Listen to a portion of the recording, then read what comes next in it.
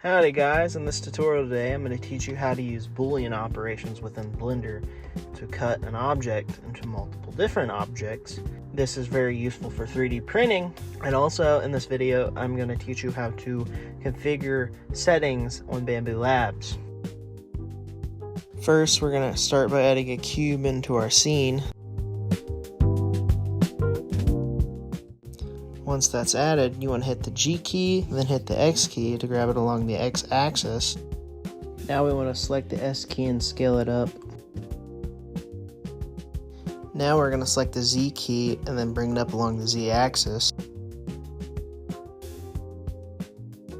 Now we're right clicking the cube to duplicate the cube, and then we're going to bring it up along the Z axis. Now select the cube and scale it along the X axis until it's about 0.1 millimeters. Now scale the Frankenstein cube along the Z axis until we get it to go over the full cube. Select the Frankenstein cube and then scale along the Y axis. Select the Frankenstein cube, then right click to go into the properties to then duplicate the Frankenstein cube. Now I'm going to grab the Frankenstein cube along the X axis. You're going to select this Frankenstein cube and then put it on the other side of your shape. Now you want to select all three Frankenstein cubes and then hit Ctrl J to join them all together. Now that we got our cubes overlaid, we are going to do our Boolean operations. To add the Boolean operations, you want to select the cube and then add a Boolean modifier. You then want to select difference, and then you want to parent your object to the Frankenstein cubes. You then want to apply your modifier. Once that is done, you can delete your Frankenstein cubes. You should now notice that your shape is sliced into different pieces. Now hit the Tab key to go into edit mode. Now you want to hit the P key on the keyboard and then select them by loose parts. Now as you can see, each individual shape is now grabbable.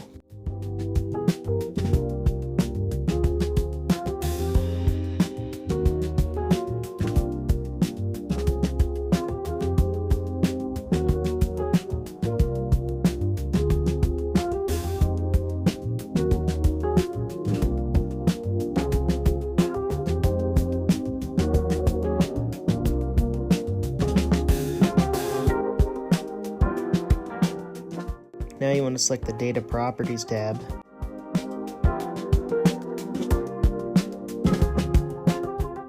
By selecting New, this will add a new color. What I'm doing currently now is to help me with the plate numbers when I'm 3D printing. Now you want to select that white box and just change it to whatever color you want. And that's how you change the color of the objects in Blender. This is just me changing the color because you do not want two pieces to be the exact same color. It'll confuse you while you're 3D printing.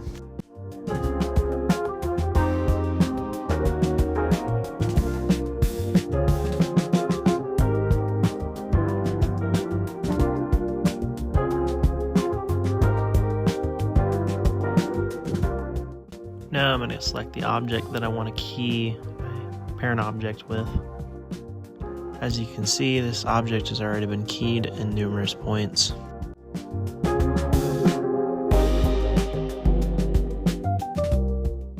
Now I'm moving the object that I want to cut my parent object with and then positioning it in the right position.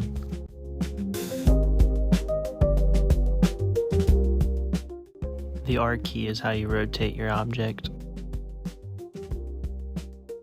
Now we're going to duplicate our cut key.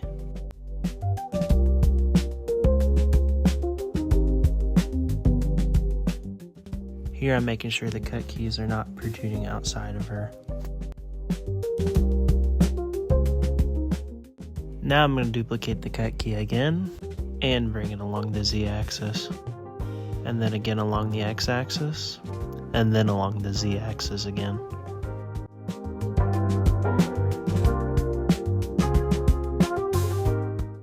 Now I'm going to select all three cut keys and then join them together with Ctrl J.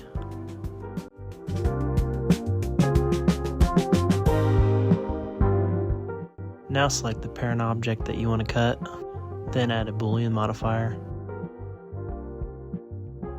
The object then you want to select with the little pin drop is the cut keys.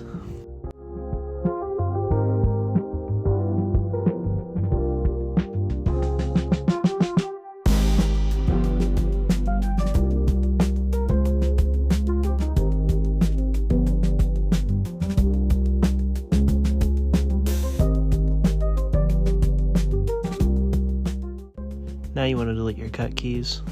And as you can see, it left the cut keys in the parent object.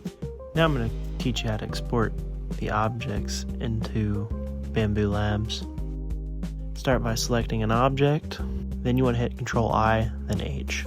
This will hide everything.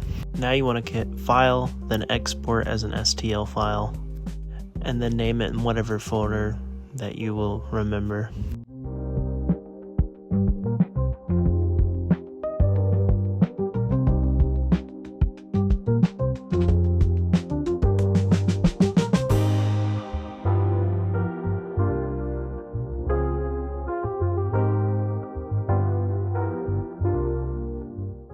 We are going to add a new plate.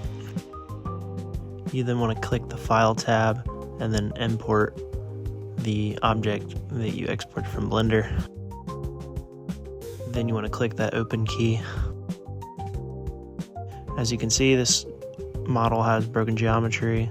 Bambu will do it for you and fix it. Now we're going to scale our object up to 914. This makes the object pretty big. And that is how you add Blender models into BambuLabs. The rest of the video is just me adding different objects onto different plates. You should already know how to do this from the tutorial I've given you.